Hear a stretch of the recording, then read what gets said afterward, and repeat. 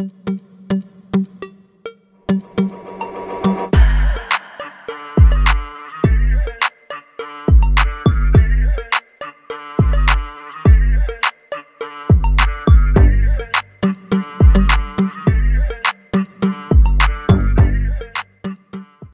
kasih karena Anda masih terus setia bersama di dalam channel Elvino ISTV. Jangan lupa untuk tekan butang subscribe supaya Anda tidak ketinggalan dengan semua perkongsian berita yang saya akan kongsikan di dalam channel ini.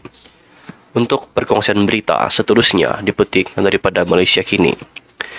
ME 63, 9 tuntutan asas selesai sepenuhnya, kata Timbalan Perdana Menteri. Sebanyak 9 perkara atau tuntutan asas berkenaan Perjanjian Malaysia 1963 ME 63 telah selesai sepenuhnya setakat ini, menurut Timbalan Perdana Menteri Datuk Seri Fadillah Yusof. Beliau berkata antara perkara yang telah selesai sepenuhnya melibatkan penyerahan semula kuasa pentadbiran ke atas Pulau Sipadan dan Pulau Ligitan kepada Kerajaan Sabah, pindaan perkara 1/2 dan perkara 160/2, perlembagaan persekutuan serta pemberian kuasa mengenai pelesenan dan penangkapan ikan laut dalam kepada Kerajaan Sabah dan Sarawak.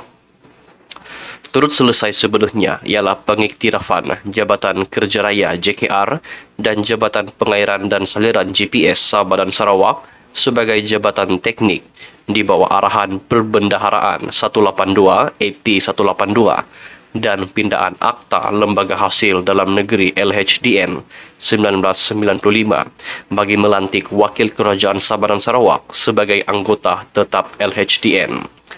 Selain itu, ialah penyerahan kuasa kawal selia bekalan gas di Sabah, pentadbiran Badan Kehakiman di Sabah dan Sarawak, penyediaan garis panduan, penyerahan semula tanah dirizabkan bagi maksud persekutuan di Sabah dan Sarawak, serta penyerahan kuasa kawal selia elektrik kepada Kerajaan Sabah, katanya dalam jawapan bertulis yang disiarkan di laman sesawang Parlimen semalam.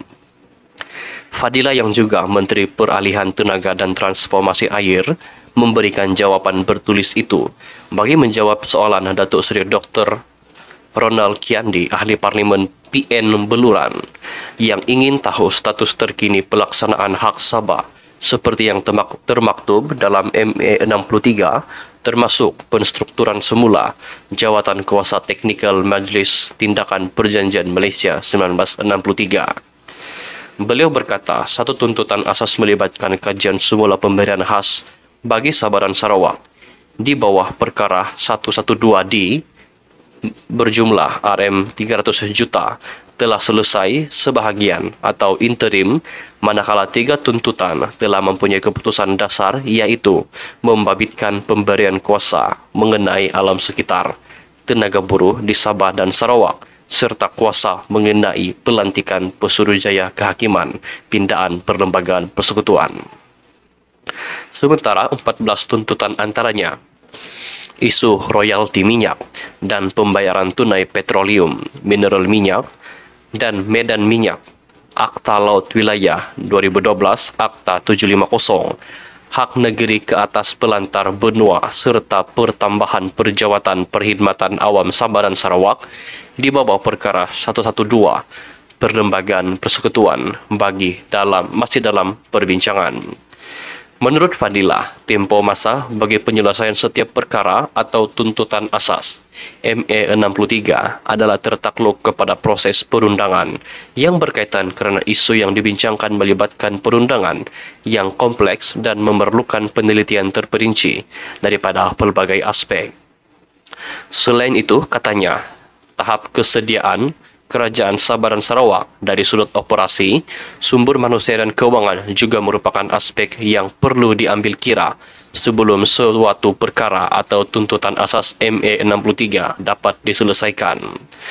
Perkara atau tuntutan asas ME 63 yang belum diselesaikan akan dipantau dan disusuli oleh bahagian hal ehwal Sabah dan Sarawak, Jabatan Perdana Menteri, selaku Sekretariat kepada Majlis Tindakan Perjanjian Malaysia 1963 dan Jawatan Kuasa Teknikal di bawah MTPMA 63. BHISS berperanan memantau pelaksanaan dan menyeleras tindakan berhubung sesuatu isu atau keputusan sama ada di peringkat kementerian, agensi persekutuan maupun di peringkat agensi kerajaan Sabaran Sarawak, katanya. Mengenai penstrukturan semula JKM TPMA 63, Fadila berkata ia akan dilaksanakan selaras dengan rombakan kabinet pada 12 Disember 2023 dan hanya akan melibatkan perubahan keahlian di peringkat persekutuan.